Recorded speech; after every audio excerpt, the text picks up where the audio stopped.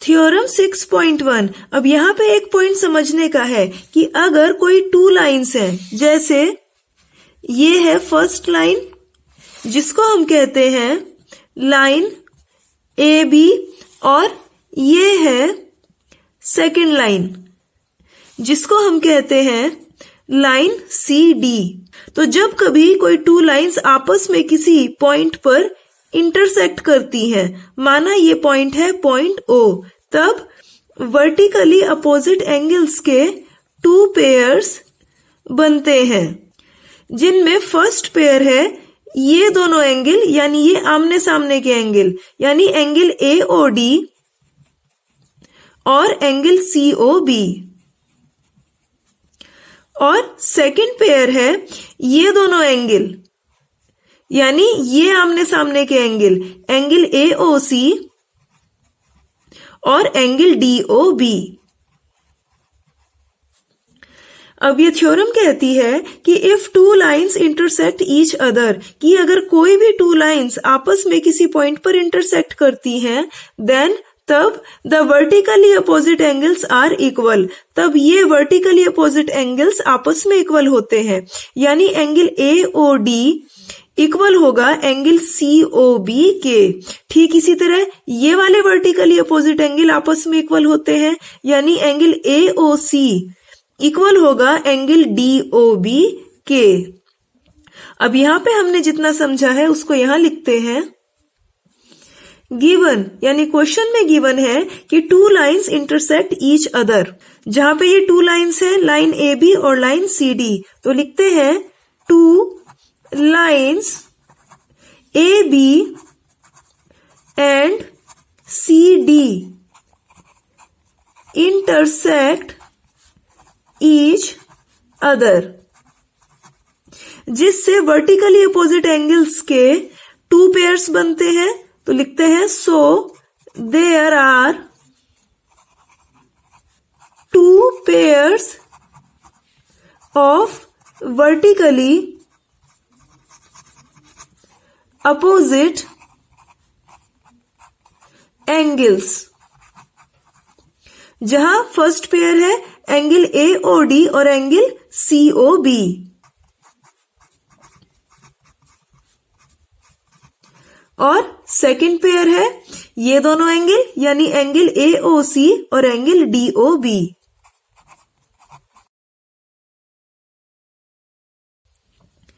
To prove, यानी हमें prove क्या करना है कि इस तरह बनने वाले वर्टिकली अपोजिट एंगल आपस में इक्वल होते हैं। तो फर्स्ट पार्ट में हम प्रूव करेंगे कि angle A O D equal to होगा एंगल सी ओ बी के, और सेकंड पार्ट में प्रूव करेंगे कि angle A O C equal to होगा एंगल डी ओ बी के। प्रूफ, अब इनको प्रूव करने के लिए हम एक्सियम 6.1 का यूज करेंगे। ये एक्सियम कहती है कि अगर ये कोई एक लाइन है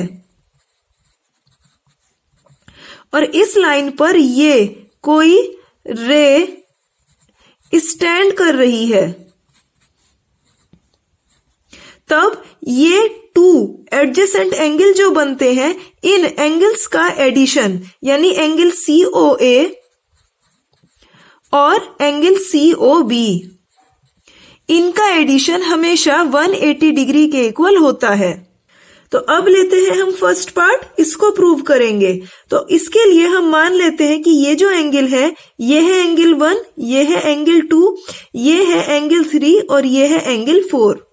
तो यहाँ पे फर्स्ट पार्ट में एंगल ए ओ डी, यानी एंगल ए ओ डी ये है angle 1 equal to angle C O B, ये है एंगल सी ओ बी यानी एंगल 2। तो यानी हमें एंगल 1 एंगल 2 इसके इक्वल प्रूव करना है। तो इसको प्रूव करने के लिए हम इस एक्सियम का इस तरह यूज करेंगे कि ये जो एंगल 4 है ये कॉमन आ जाए। यानी हम लेते हैं अगर लाइन ए बी और रे ओ डी, यानी इस लाइन पर ये रे, यानी ये जो दोनों एडजेसेंट एंगल हैं 1 और 4, इनका एडिशन इक्वल टू होगा 180 डिग्री के। तो यहां लिखते हैं angle 1 plus angle 4 equal to 180 degree. अब की हम लेते हैं ये वाली लाइन, यानी ये लाइन CD और रे OB, यानी इस लाइन पर ये रे, तो यानी ये जो दोनों एंगल हैं इनका एडिशन इक्वल टू होगा 180 डिग्री के, यानी angle 2 plus angle 4 equal to 180 degree. तो हम देख रहे हैं कि इन दोनों इक्वेशन में ये जो एंगल 4 है ये कॉमन आ गया है। यहाँ इस इक्वेशन में भी राइट हैंड साइड में 180 है और इस इक्वेशन में भी राइट हैंड साइड में 180 है। तो जब कभी भी टू इक्वेशन की राइट हैंड साइड सेम होती है तो उनकी लेफ्ट हैंड साइड भी सेम हो जाती है। तो पहले इस इक्वेशन की लेफ्ट हैंड साइड लिखते हैं जो कि है एंगल 1 प्लस एंगल 4, तो इक्वल टू हो जाएगी इस इक्वेशन के लेफ्ट हैंड साइड के जो कि है एंगल 2 प्लस एंगल 4। तो यहाँ पे इक्वल टू के लेफ्ट हैंड साइड में भी एंगल 4 है और राइट हैंड साइड में भी एंगल 4 है, कैंसिल हो गए, बच गया एंगल 1 इक्वल टू एंगल 2 जो कि हमें प्रूव करना था। ठीक इसी तरह जैसे हमने यहाँ पे एंगल 4 कॉमन लिया है, हम इस तरह भी ले सकते हैं कि अब की हम एंगल 3 कॉमन ले लें। जैसे अब की हम ले लेते हैं लाइन CD और इस पर रे OA, यानी इस लाइन पर ये रे, तो यानी ये दोनों एंगल इनका एडिशन 180 डिग्री के इक्वल होगा, यानी angle 3 plus angle 1 equal to 180 degree. अब की ये लाइन और ये रे ले लेते हैं, यानी इस लाइन पर ये रे, तो यानी इन दोनों एडजेसेंट एंगल का एडिशन हो जाएगा 180 डिग्री, यानी angle 3 plus angle 2 equal to 180 degree. यहाँ पे देखते हैं इन दोनों इक्वेशन में ये एंगल 3 ये कॉमन है। अब इन इक्वेशंस में भी राइट हैंड साइड में दोनों जगह 180 डिग्री है, तो क्योंकि इन इक्वेशन की राइट हैंड साइड सेम है तो लेफ्ट हैंड साइड भी सेम होगी। तो इस इक्वेशन की लेफ्ट हैंड साइड है angle 3 plus angle 1 equal to हो जाएगा इस इक्वेशन की लेफ्ट हैंड साइड, यानी एंगल 3 प्लस एंगल 2। अब यहाँ पे इक्वल टू के लेफ्ट हैंड साइड में भी एंगल 3 है और राइट हैंड साइड में भी, कैंसिल हो गए तो बच गया एंगल 1 इक्वल टू एंगल 2 जो कि सेम यही रिजल्ट है। तो हम चाहे ये एंगल 4 इसको कॉमन ले लें, चाहे एंगल 3 इसको कॉमन ले लें, हमें दोनों ही तरीकों से ये सेम रिजल्ट मिल जाता है। तो अब इस फर्स्ट पार्ट को यहां लिखते हैं, तो हम इस तरीके से यहां पे लिख लेंगे।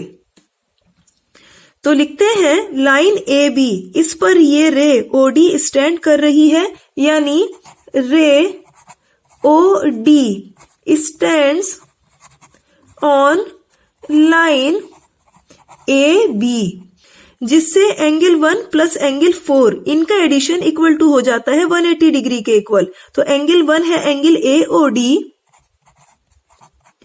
प्लस एंगल 4 यानी एंगल DOB, ये इक्वल टू है 180 डिग्री के। जहां ये हमें मिला है एक्सियम 6.1 से, तो लिखते हैं फ्रॉम एक्सियम 6.1। अब यहां पे रे OB ये स्टैंड कर रही है इस लाइन CD पर, तो लिखते हैं रे OB stands on line CD। तो दिस इंप्लाइज, जिससे हमें मिलता है कि ये दोनों एंगल यानी एंगल 2 प्लस एंगल 4 इनका एडिशन हो जाता है इक्वल टू 180 डिग्री के। तो एंगल 2 यानी एंगल COB प्लस एंगल 4 यानी एंगल DOB इक्वल टू है 180 डिग्री। अब इसको कहते हैं इक्वेशन 1 और इसको कहते हैं इक्वेशन 2। यहाँ इक्वेशन 1 और 2 की राइट हैंड साइड दोनों में 180 है, राइट हैंड साइड इक्वल है तो लेफ्ट हैंड साइड इक्वल हो जाएगी। तो यहाँ लिखते हैं फ्रॉम इक्वेशन 1 एंड 2, जिससे इक्वेशन 1 की लेफ्ट हैंड साइड है angle AOD plus angle DOB, ये इक्वल टू हो जाएगा इक्वेशन 2 की लेफ्ट हैंड साइड के जो कि है angle COB plus angle DOB।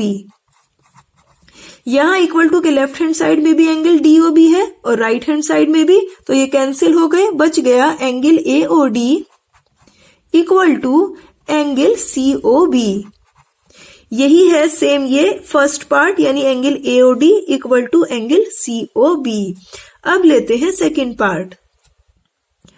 Second part, यानी हमें प्रूव करना है कि एंगल AOC यानी एंगल 3 इक्वल टू है एंगल DOB यानी एंगल 4। तो यानी हमें ये दोनों एंगल आपस में इक्वल प्रूव करने हैं। तो हम ये जो एंगल 1 है या फिर ये जो एंगल 2 है, इनमें से कोई भी कॉमन ले सकते हैं।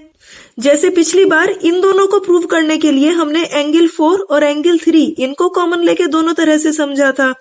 तो अब की इन दोनों को इक्वल प्रूव करना है तो इन दोनों में से कोई भी एंगल कॉमन ले लेते हैं। तो हम मान लिया एंगल 1 इसको कॉमन लेते हैं। तो यानी एक बार इस एंगल 1 के साथ एंगल 3 और दूसरी बार इस एंगल 1 के साथ एंगल 4 हमें इस तरह लेना है। तो पहले हम एंगल 1 के साथ एंगल 3 लेंगे। तो ये दोनों हमें एडजेसेंट एंगल कब मिलेंगे? जबकि इनका एडिशन 180 डिग्री के इक्वल होगा।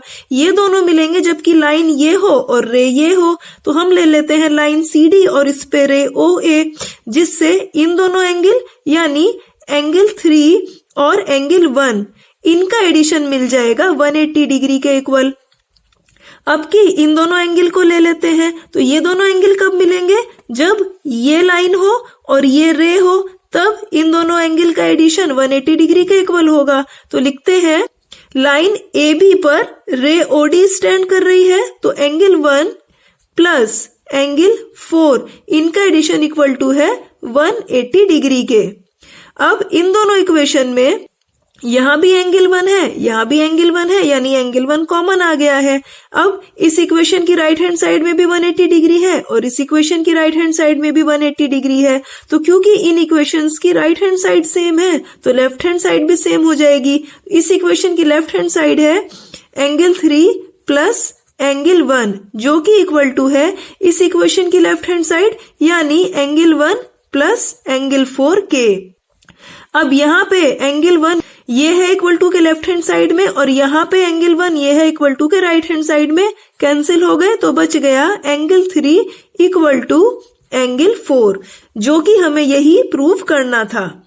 एंगल 3 यानी एंगल AOC इक्वल टू है एंगल 4 यानी एंगल DOB के।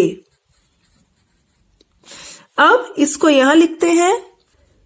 तो लेते हैं कि ये लाइन CD इस पर ये रे OA स्टैंड कर रही है।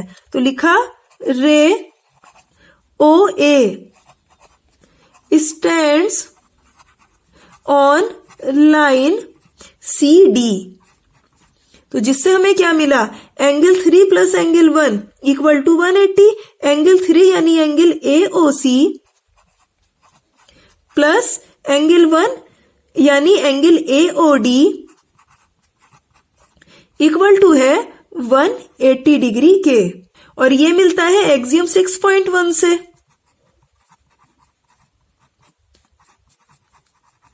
ठीक इसी तरह अब की रे OD ये स्टैंड कर रही है लाइन इस लाइन AB पर। तो लिखते हैं ray OD stands on line AB, जिससे हमें मिलता है angle 1 plus angle 4 equal to 180 degree. Angle 1 यानी angle AOD plus angle DOB equal to 180 degree. ये है फ्रॉम एक्सियम 6.1। अब इसको कहते हैं इक्वेशन 3 और इसको कहते हैं इक्वेशन 4। तो लिखते हैं इक्वेशन 3 और इक्वेशन 4 से, यानी फ्रॉम इक्वेशन 3 एंड 4। तो हमें क्या मिलता है कि इक्वेशन 3 और 4 क्योंकि इनकी राइट हैंड साइड सेम है यानी दोनों जगह 180 डिग्री है तो इनकी लेफ्ट हैंड साइड भी सेम होगी। तो इक्वेशन 3 की लेफ्ट हैंड साइड है angle AOC plus angle AOD equal to equation 4 की लेफ्ट हैंड साइड यानी angle AOD plus angle DOB। अब यहाँ पे इक्वल टू के लेफ्ट हैंड साइड में भी है एंगल AOD और राइट हैंड साइड में भी है एंगल AOD, दोनों कैंसिल हो गए तो बच गया angle AOC equal to angle DOB। और यही हमें प्रूव करना था, यानी angle AOC equal to angle DOB। तो ये सेकंड पार्ट भी यहाँ हो गया है।